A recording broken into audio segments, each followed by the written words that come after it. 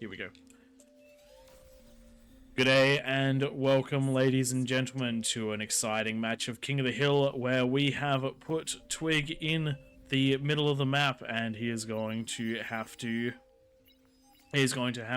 try his best to break out and win his lane. He's so determined that this one particular lane is the only one that he needs to be in, that he's even managed to have a name change. What has even happened here? Somebody Twig has now changed my moved. spot. So for anyone wondering, T of T by is Twig, and everyone is going to be trying to take him out this game. Now, back to a much more normal introduction. King of the Hill, what is it?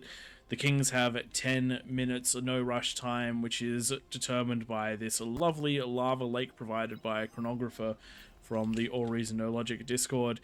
In that time, the Kings have to try to build up their eco and then move on to defenses and units. If they don't get one or the other, if they don't get enough of one or the other, they're going to be in big trouble. The bare minimum required for the Kings to stand a chance is a single fusion or equivalent worth of economy. If they don't have that, they stand absolutely no chance. But with a plus 69 bonus, they're going to hopefully get a lot more than that. We do know that from plus 65 onwards, an APHIS is very feasible. The big question is, how do the peasants then win if they've got that? If the Kings have that plus 65% bonus? Well, they have these amazing corners over here. These are co-op corners. If you work in these corners, if you live in these corners, you should work together. Communism, baby, that is the way to go for this very right hand corner. Work together to get your labs, give each other the metal, share it all, and send those T2s out. Any money that can be put into a T2 lab early will push those T2 mexes out, will get those fusions out nice and fast. We have seen some amazing things like a sub 1 minute 30 T2 lab. We have seen some things like a sub 5 minute APHIS if enough people are working together, and with 87 peasants going up against the Kings, that's the sort of thing we would hope to see. Bottom right hand side though, we're seeing many T1 labs, so if they don't get reclaimed very quickly and the metal put into T2 labs, it's going to be a bit of a slow start. Looking on at the left hand, to the bottom left hand side, a little bit more co-op going on over here. We do already have that T2 lab, and it has got its first constructor out. It is getting those T2 mexes and will be shared out through the rest of the map. That's the sort of thing we want to see. Now, a couple of rules, let's just go through those nice and quickly. Air has been switched off, and why, you may ask? For the same reason that we do not allow for offensive structures. It's because the King's eco and the Peasant's eco will always be in the same place at the same time, which means that if you build a structure right on the edge of the map, on the edge of one of these cliffs, you will be able to range deep into the King's bases and cause them problems. The Kings only have limited space because these sections here are not buildable by some of the larger buildings, which means they really do have to push forward. This just gives them a fighting chance. We've also done a few little tweaks which will give access to some units which will help overcome some of the problems the Kings will have, those being the very limited maximum build count. So the total number of units on the map available on the map is divided by the number of players, which means that the Kings are only getting 9 parts out of the total, which is not very many. That means spam isn't going to be much of a option for them, and it means that there is potential for them to be overwhelmed by sheer weight of numbers. But they are going to have the T2, the T3 early on, and hopefully they can use that and leverage that to push up the ramps. If too much is forced into the economy by the peasants, the peasants are going to have a bad time. Likewise, the Kings will have a bad time if they focus too much of their economy. The reality is, the team that dares will probably win. The more aggressive side forces defensive play, and it does lead to a continuous slow push into the base. We just had a quick pause here. Now back to what we were talking about before. So what do the peasants have to do to win this one? If you're on one of these high ground positions here, you need to ensure that you're doing your best to assist the players that are directly in front of the ramps. Work out which one of you is going to be offensive, which is going to be defensive. Work out if you're both going to be offensive, both going to be defensive. But the reality is, the more lanes that push at 10 minutes, the more struggle the Kings are going to be under. And if you push deep enough, you may well take someone out. So that is a big call. The big weaknesses the peasants have are these left and right sides. There is no one there to back them up, so it is only the players on the wings and the players directly in front of the ramp. So these guys probably not going to be quite as offensive, and they're probably going to receive more of the attack power. Looking at the middle of the map, the sort of things that need to happen here for the Kings to win, you need to have a pushing force at that 10-minute mark. You need to try and break one of these ramps. Unfortunately, some players will be eliminated early. That is just how the balance of the game works. And if they are not, then the Kings are going to start struggling. But it's not impossible. We definitely do see tier 3 breakouts, because once you get those tier 3 units online, that is one of the big pushing points of the game, and that's where this middle player comes in. They don't have to build units by the 10-minute mark. They need the ability to react, whatever that may be. We've seen before that players have used Twitches to mass-produce fiends if they need to, but this player just needs to be able to react and get to helping the rest of the team if necessary. Otherwise, they need to scale up and be that force of change that happens in the mid-game to really break out. Many strategies available, and it really does pivot around this middle player. Interesting choice to get the twin guards. I wouldn't have gotten them quite this early. The more you can invest into your economy in the first 8 or so minutes of the game, the better off you will be. Twig looks like he's in a terrible position right now. It is 6 minutes 48, no fusion to be seen. I think we're going to see... That's not me, bro. That's not me. I got moved. You got moved? Where are you? Twig's up here now. I'm where my name is. That's actually me. Oh, okay. So Twig He's just is stalling out on energy. Twig is in a bad position right now. Hasn't got his fusion up by the 7-minute mark. Super disappointed. Where's that Aphis already? No defenses. What are you going to do? If anyone's wondering, Twig right now is in the position that normally receives from the hero corner, which is this top left-hand side over here. So anyone listening, do feel free to target Twig. He was not given his successful corner, and if you do, he'll have an excuse of why things have happened the way that they have. But this is usually one of the most powerful eco corners. We're not sure exactly why it's favored, but it definitely is. And looking at it, Chronographer, Hot Potato, Milady, Thul, players that we recognize very, very much are going to be here getting that nice, good offensive power on. They're getting that. They've just popped their second Aphis online now, which is an 8-minute double Aphis, which is very, very strong. One of the things that can be they don't ludicrous. have bonuses at all. No bonuses for the peasants. Very true. One of the things which is super strong in this corner, they tend to help direct a lot of the other players. Oh, wait, and Amir's here as well. So, I missed what we've talked about. That's why I got put here. That's why I got put here. So what we tend to talk about for a strong 10-minute push, if you have one of these strong eco corners, some ranged units with a lot of spam, the Kings will struggle to deal with that early on. And that's where that middle player really needs to be online and getting and helping, because some T3 might be needed to push that back, or a bunch of T2. As the King, you don't need enough to stop the pushes, but you need enough to slow it down so that you can deal with it. Just quickly forgot to introduce everyone. I am Pradith, and joining me in the booth is Tank Tom. Hi guys. And on the battlefield is Twig, and before you complain that this is unfair, with 118 viewers on here and 90 plus players in game, I can almost guarantee you that over half of the players are watching on stream, so no unfair advantage is being given to Twig. In fact, we are outlining exactly where he is to put the pressure on. One day, Twig, one day you'll be able to play a fair game a fair game without any pressure. But that is not this day. I love this build out of Pormont. Pormont has taken that plus 69 advantage and is going into what I would like to think of as hopefully unbreakable. We've seen good defenses out of him before, but this is next level. Hopefully it's going to be enough, and hopefully there aren't going to be units to run around it. Unlike Formont, Man Bear Pig, another experienced player, is going with a unit defense. We'll see if these two pay off. The lava has dropped. The units are going in. There is 450 units on the map, and it does look like Twig is going to be one of the players most aggressed. And without the beamers, he is in trouble. But getting those salamanders is a very, very good call.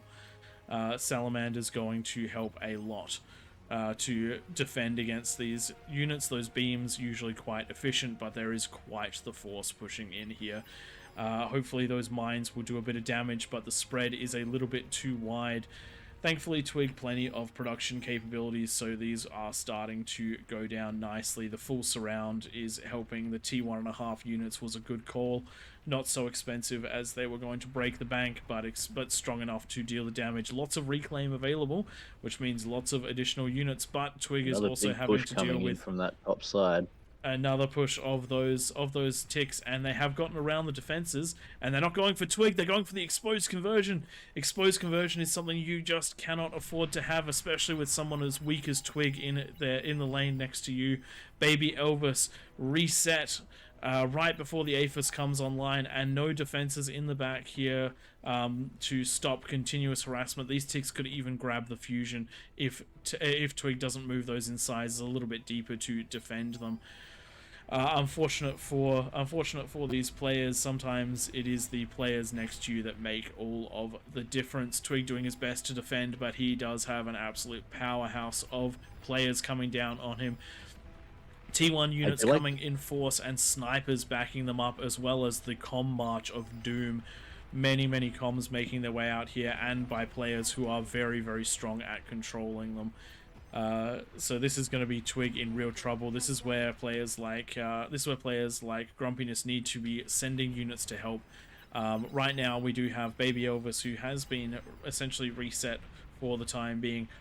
Does need to very strong defenses, no pressure being put on them. Does need to be pushing to the side to try to help.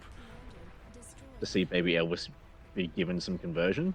He's got plenty of energy, but he needs to be able to convert that into metal so he can get units back out on the front lines.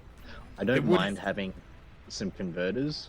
I often leave converters on the corners, so when you have things like those ticks come through, a couple of T1 converters does a great job of blowing up in their face, and I tend to see them as defenses rather than eco at that point. Scatter the T1 conversion, build them just far enough apart that they don't chain react. They will be our defense. Do see an effective rattlesnake just over here that is helping push these snipers back. The sniper's in a decent position, but a very nice push through with Baby Elvis, getting himself those jaguars into the snipers. That's going to really help with defending this lane. So much pressure is being put on Twig right now.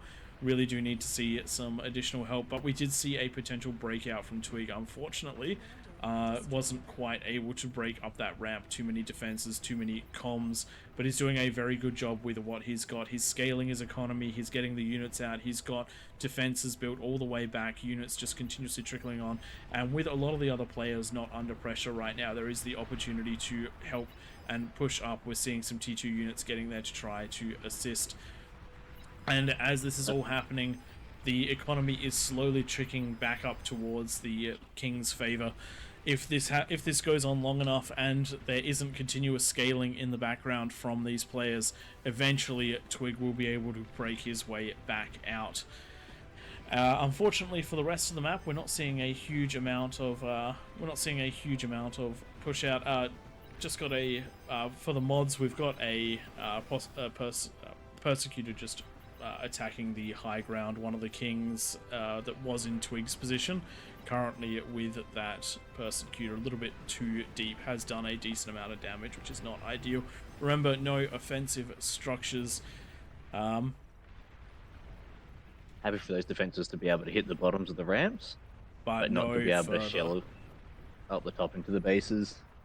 Even Baby Elvis's rattlesnake is a little bit too far forward, but the only thing it has been able to hit so far is a shell shocker on the high ground. It is in range of a radar tower, so it is right on the edge of what is allowed. It's too busy anyway dealing with the welders, but do bear that one in mind. If the peasant had built anything further forward, it would be a rule break. Krieger's hanging on by his teeth here. Long it's taken to get any help. Thank God for Kakado. Kakado's actually been helping me, but middle's just not looking what's happening. Question is, are these demons going to get there in time? It's going to be close. If it had been just a few more seconds, these demons would not have been fast enough, because the flames the demons would have broken the advanced energy converters, but they are here now. Hopefully Twig spam will be enough to eat the sniper shots, and these demons will be able to push everything back. But with so many comms in the way, with so much spam coming down, and with those snipers there, this is still going to be rough even with the demons.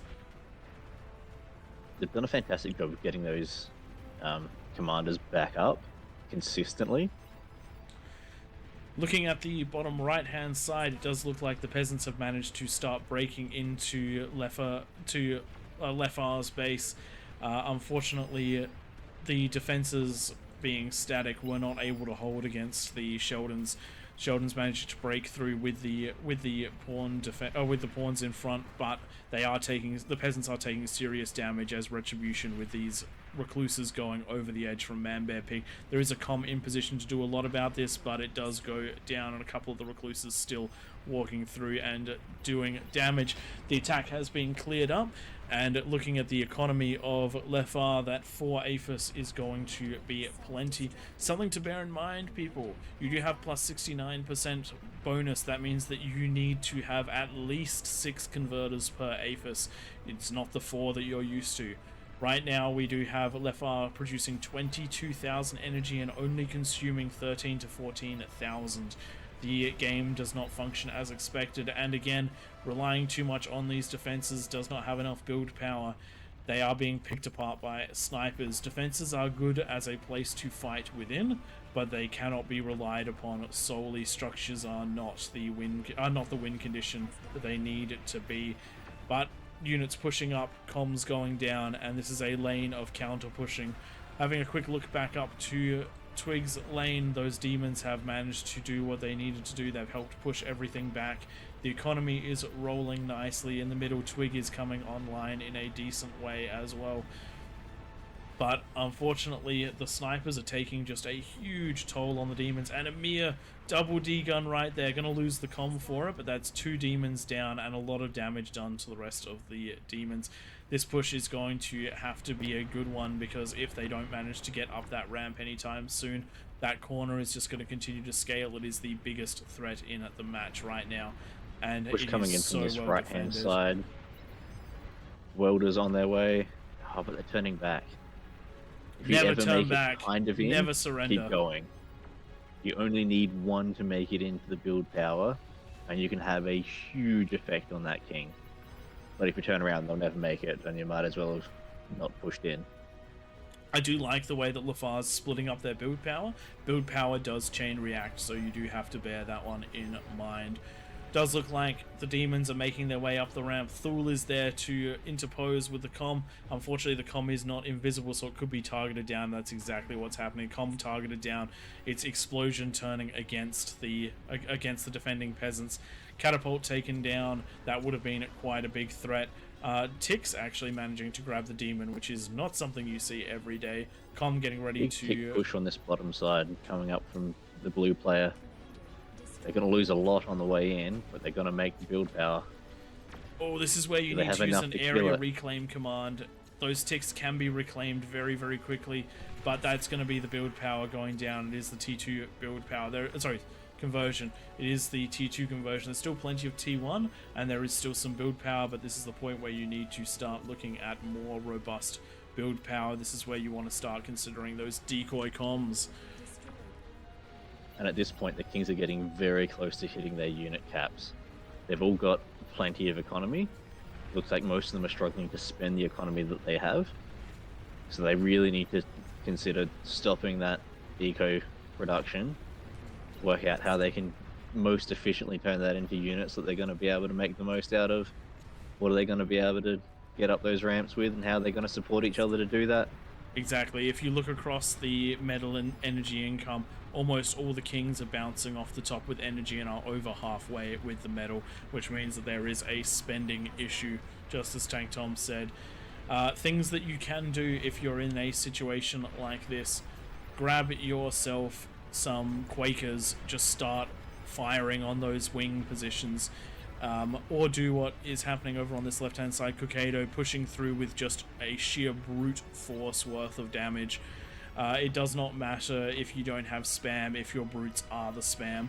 What we need though is the follow-up of the vanguards. We do need the follow-up with the tier 3 units. The brutes have broken their way through. They are dealing damage. The comms are trying to do good damage here, but the bulls are not. The bulls are spread out enough that even the comm explosions of the D-guns aren't enough to stop them. Bulls in mass are a scary thing, and as long as they keep making their way around the map, this could be the breakout that the Kings need. Once they have a staging position on the high ground, then the Kings are going to have a much better time making their way around the map. You don't need to break every ramp. These look like they're gonna make it into oh no, Ormont's no base. defenses in the back, and they're going for Good work eating those, but there's still a couple left. No, too well defended. Needs to get a couple of defenses down here.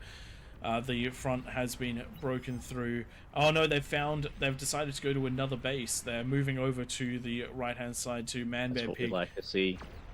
But you can't get in one spot, see where else you can get through. Exactly. Once you're in that ring around the King's base, the opportunities are endless, and it's going to be quite a struggle for Pormont to push back. He is trying to vanguard duel, but he doesn't have the vision, and he doesn't have the numbers. Going for the pulsars as well. Those are just stationary targets for the vanguards to fight. We need to see we need to see a combined effort from multiple players to pincer this and break through before a king falls. If a single king falls, that can lead to the end of a match.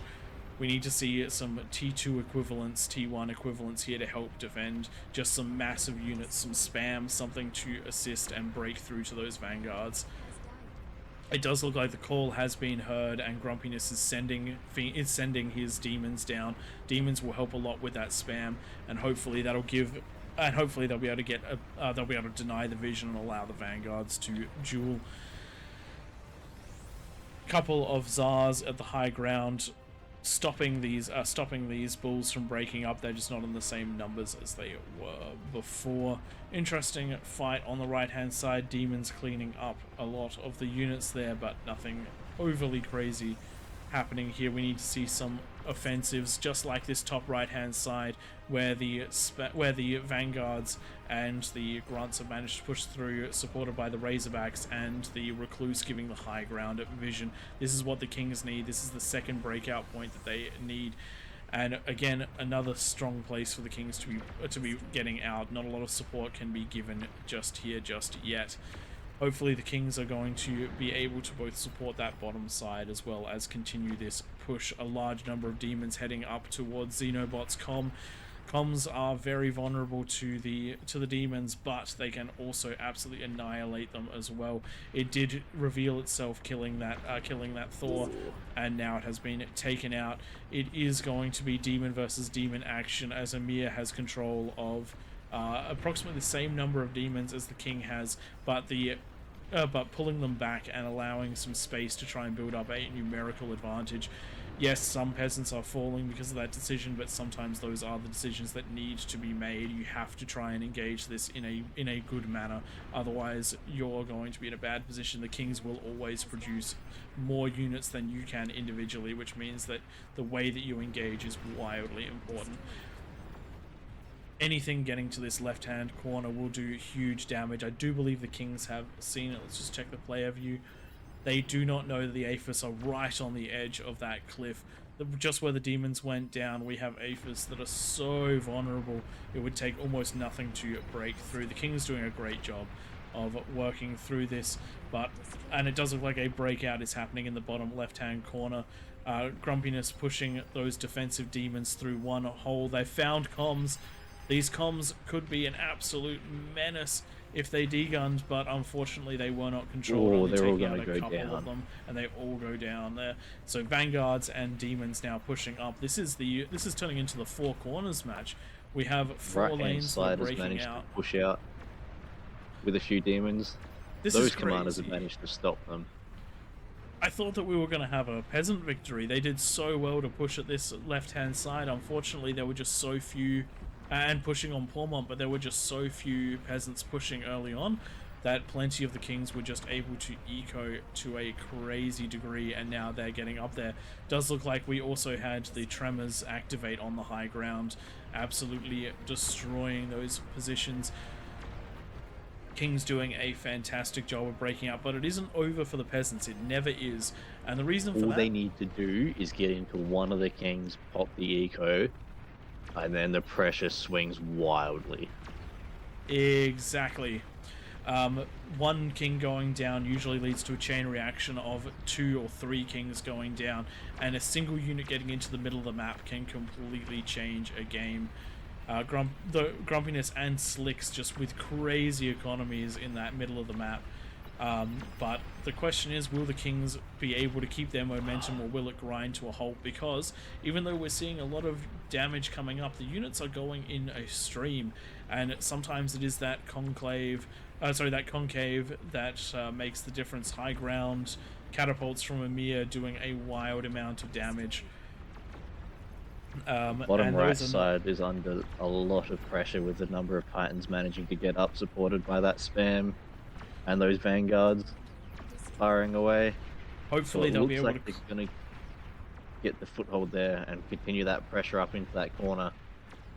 Hopefully they'll be able to clear this corner, because once a actual corner falls, then the kings that were attacking that corner can start to wrap around. So as soon as there are kings with no opponents, they can start putting their force to bear somewhere else, and you have to try and determine where that somewhere else is going to be. I understand why Baby Elvis is headed to the left-hand side. That is a very scary position to be in. The vanguards firing on the Aphis in the high ground, taken out by the T3. That could have been a huge explosion. That would have chain reacted probably the entirety of the top of the map. That could have been massive. But yes, instead of going to the left-hand side where there is some more vulnerability, instead of going to the right-hand side where there's more vulnerability, going to the left to try to assist and break this corner where the attacks are happening, where there's a potential pincer coming from Titans on the left-hand side and Vanguards on the very left-hand side. That is the way to go. The problem is, by all these players trying to pincer on the top left-hand side, the bottom left-hand side is just accumulating and accumulating. Pormont is holding out best that he can, but the problem is that it's just so much spam coming down that even these pawns are wrecking vanguards. We need to see if you can get enough units, you can do a lot with things, because things like the vanguards only shoot every so often. So you've got a nice window between shots to get that much closer, and when the stream is constant, there is a very high likelihood that you can just keep that pressure on and get gradually closer and closer and closer and closer. And that's exactly what we're seeing happening. The vanguards are being pushed back and back and back.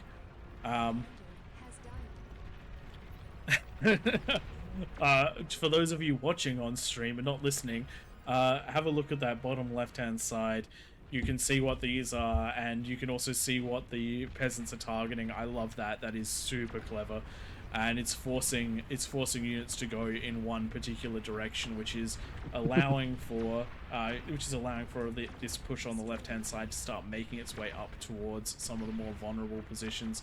We do see T3 coming out in mass. We do see Starlights defending in mass, but the Vanguards are going to have vision very soon. They are going to be in range very soon, and this is a ticking time bomb for the peasants. They really do have to deal with these Vanguards before it's too late. Only a couple of Titans in front of them to try and deal with this. Hot Potato trying to make his way in to destroy these units. Might potentially run into a oh, good D-gun, but it did leave him vulnerable to the Vanguards. And now the Vanguards are shelling on the high ground, but the mass units are there to defend. That is what you need against Vanguards. You've got to try and kill them with the ticks, with the pawns, with the grunts. And it's going to be up to Twig to get all of his units up that ramp to defend those Vanguards, because those Vanguards are the hope that that team needs to break into that high ground. And if they don't, I reckon that the bottom half of the map might start getting overwhelmed, because they do need the assistance.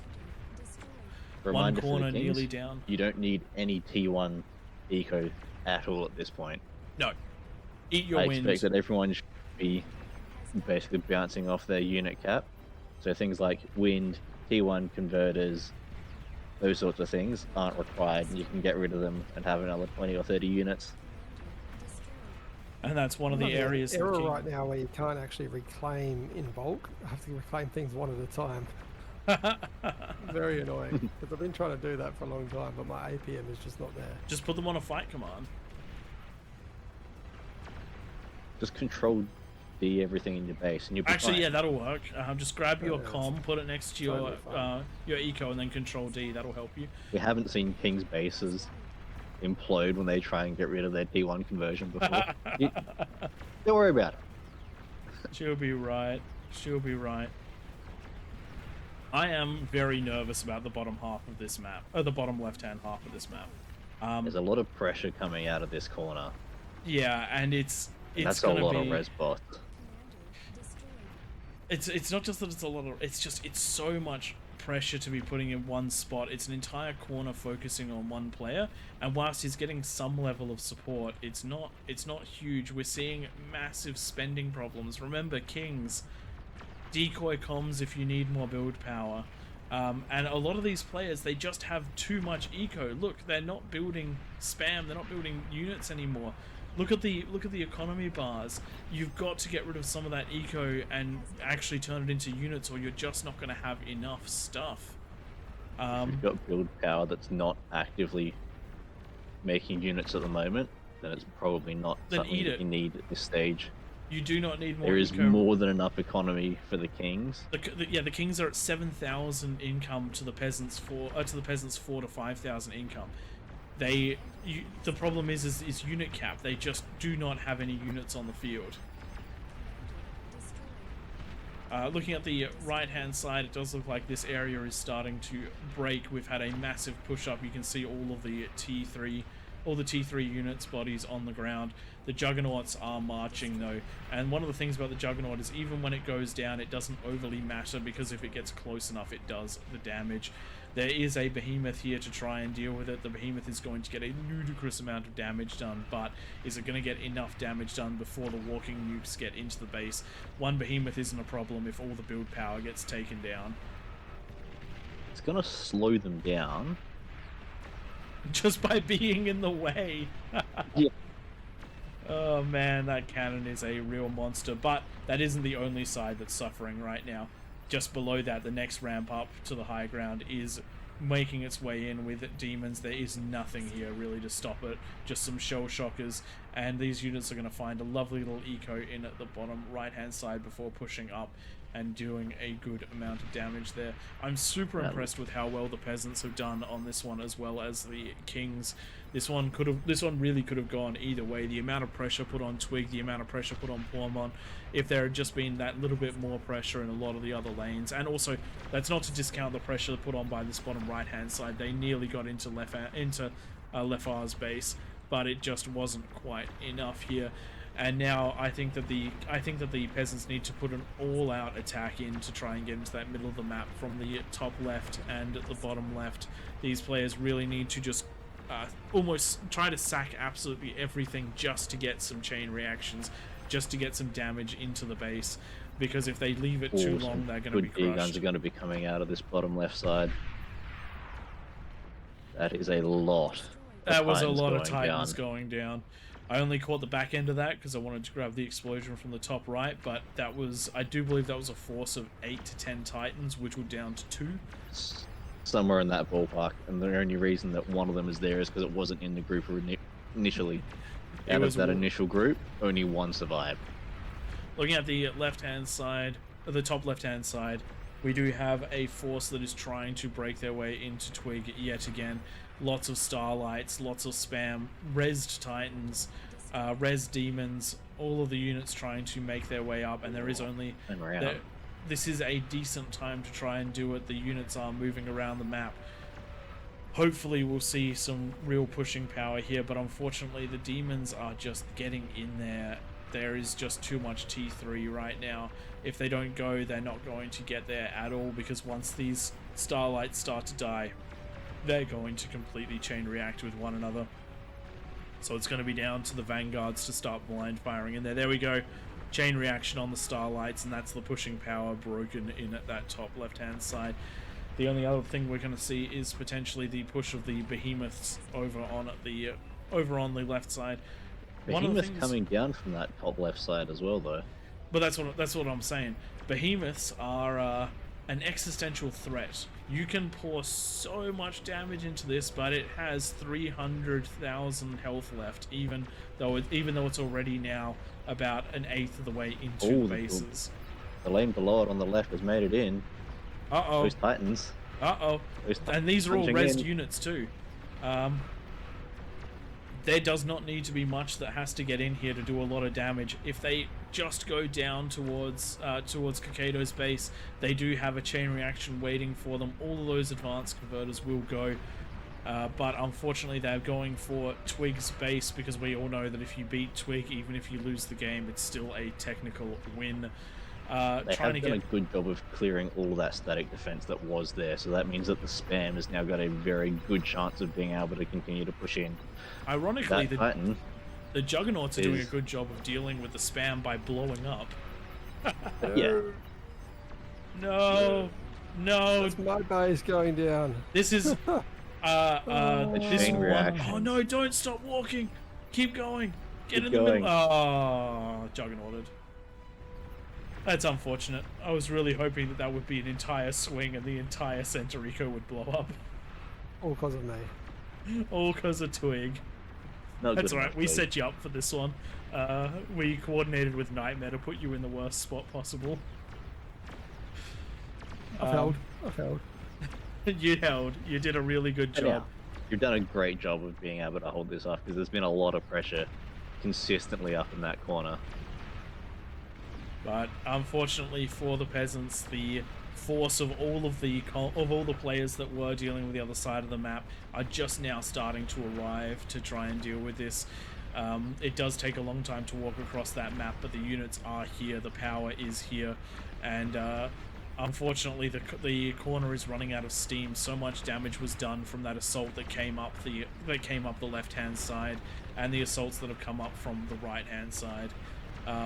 It is now just a concentrated force here of resurrected units trying to do their best to break through.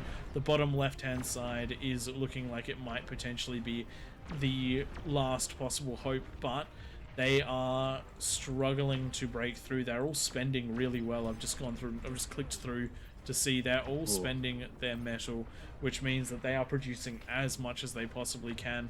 They're even getting the res and the reclaim on to try to deal with this, but they're now going to be facing the wrath of Pormont, who has been on the defensive this entire time, or at least has been forced on the defensive this entire time, and is now going to take his sweet revenge as the wings start to collapse from those other players. The level of T3 in this map is just unreal. We're seeing Titans coming out as spam essentially at this point, and that is what happens if the Kings are not broken, and a couple of the corners end up broken. All of the force of all of the Kings now bearing down on just two positions. The walking nukes getting up the ramps, and even though there is a comm there to deal with it, actually, for anyone wondering, any Goth baddies in here known for their unbelievably good D guns. We've seen them have a comm with over 20 T3 kills before. The fact that it's still alive after existing on that ramp and D-gunning is impressive in and of itself. Yep. But unfortunately, one comm, no matter how good, will not be able to slow this tide for too long. Though the peasants are doing a ridiculously good job of it. The amount of damage they're pouring down onto these titans, they are just not letting anything through, but the titans were the spam for the juggernauts. And now the juggernauts are making their way up the ramp, and each time they get that little bit closer and do that little bit more damage. Still, with 38 snipers and enough economy to power them, though that big hit from the juggernaut, taking down a bunch of those snipers, but this next shot will do a huge amount of damage. And we've also got the catapults. There we go. That was how quickly you can melt the health bar of a juggernaut with that many snipers. These corners really tough to break. This bottom left corner feels like it's pushing back out again. It's not because it doesn't feel like it. It's because it is. It might only be some T1 units, but we know how much damage they can do. While we're looking at that, I just want to point out just how crazy this defense is. We have decoy fusion reactor walls. We have beamer walls. 31 beamers, 6 pulsars, 11 decoy fusions. This is what Pormont needed to survive, and that is absolutely nuts. That's the kind of defense that you walk into and then walk away from and find someone else. That's where you decide, I'm not going to attack a different king. Does look like the march of the juggernauts from the very top is coming towards the base of Milady, just losing the front section there to the missile launchers. There are behemoths coming out to deal with this, but with this many juggernauts, they should be able to stay out of range and break it down. It will take a while, but the juggernauts do have a good amount of damage to do it. It needs some spam to get that full surround bonus. The behemoth, though, is essentially vision for these snipers that are getting in position on the high ground. These are going to start doing a lot of damage to those juggernauts. Problem is, there's a juggernaut right on the edge of the cliff. If he controls these, oof, that's a big chunk of those snipers taken down. And we do have explosion after explosion after explosion. When you have enough juggernauts, we get those juicy chain reactions going. But again, it is the pushes that are getting deeper and deeper, bit by bit, slow by slow. The walking nukes are penetrating into the top of the base. This has just been so well fought by this top right-hand corner. Their eco is not crazy anymore, and they are trading efficiently beyond belief. The fact that the Kings are still struggling to punch in. Well, they're not going to struggle anymore. That's the demon. Finally, the demon breaks through and destroys one of the eco centers. That was a huge chunk of eco. That was about 600 metals worth of eco. And with the juggernaut going down on the left-hand side, that is going to be all she wrote for this left-hand side. It's this top left-hand side. It is just clean up. If you look at how many units they've had to throw at this, the fact that they've got demons and titans as spam for juggernauts, and they've been throwing those at it for 10 minutes or more at this point. Oh yeah, absolutely insane defense. The fact that it took that long to break that corner is impressive defense from those peasants. And this bottom side is still holding out as well. I can't see how they're going to be able to get in, but the bottom left-hand side is now going to be faced with the same problem that the top left-hand side was faced with a moment ago, and that is that they're going to be attacked by all angles with just ludicrous levels of T3. Just want to have a quick look over here at the bases. Looking at Kokaido, build power is gone, and we have 110 decoy comms. That is how you produce at ludicrous rates in the late game, because these have the 300 build power instead of the 200 of the turrets, and that is the sort of thing that needs to be done. Because right now, if you look at the metal for the Kings, it is full across the board, metal and energy. The Kings cannot produce any more. Oh dear! What was that? Somebody tried to get rid of their build turrets. As we were saying earlier, if you control something in your base, it can be very hazardous to the Kings. That's cut the King's economy down from 7,000 metal a second to 1800. So that is a reduction in their economy of 80%, of almost 80%, almost 60%. So the Kings are now going to have to deal with what units they have, and it's going to take them a long time to get back online. This was the swing that we weren't expecting. I really need to go. I want to go back and see exactly what it was, because I reckon that was control D'ing of build turrets. I suspect you're probably right, because there was build turrets in about that spot that wouldn't have been used for anything other than eco at this point, because the eco is already built. You must eat the build turrets. Yeah. So all the peasants have to do to win this one now is stop this push. All they have to do is stop the push of 52 demons and 28 titans and 11 juggernauts. If they can break that, they'll actually be in a good chance of, they'll actually have a good chance of getting into the middle of the map, because now they don't actually even need to push, they're even in the right position to push down. It is the weakest side now. Poor Mon, I need eco. Why? What just happened?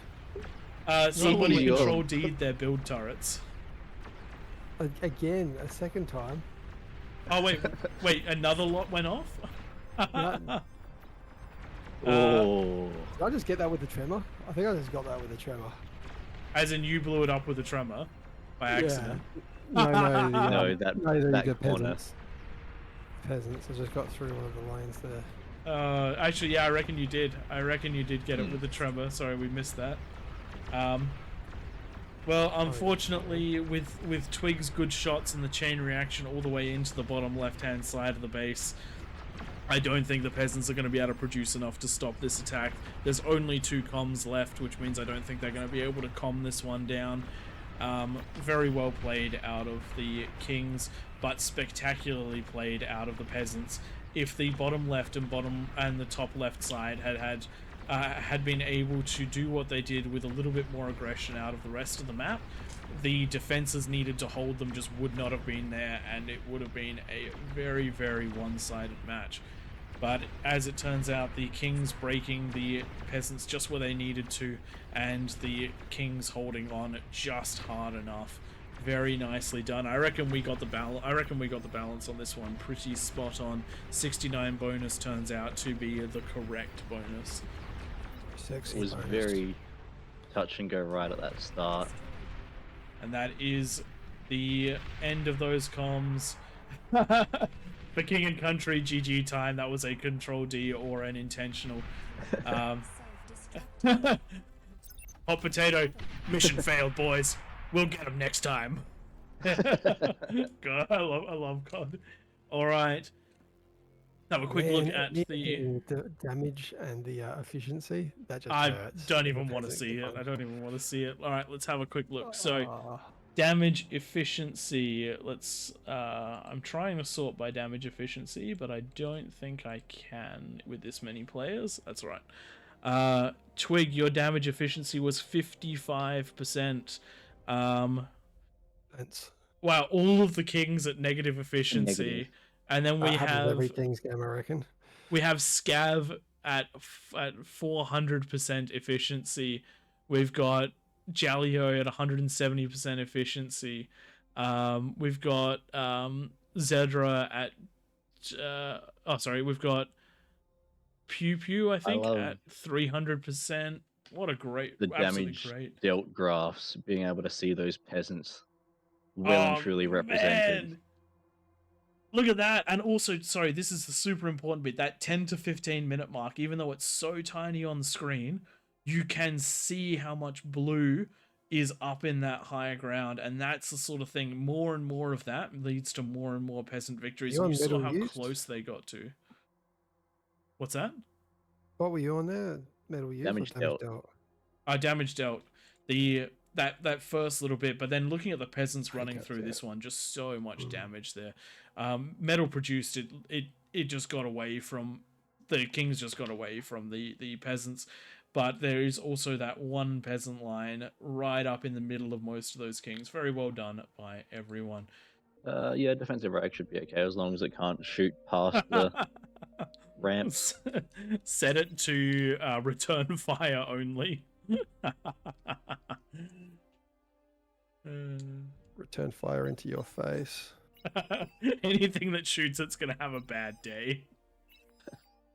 Yeah, but that's where you shoot it from the eco sections.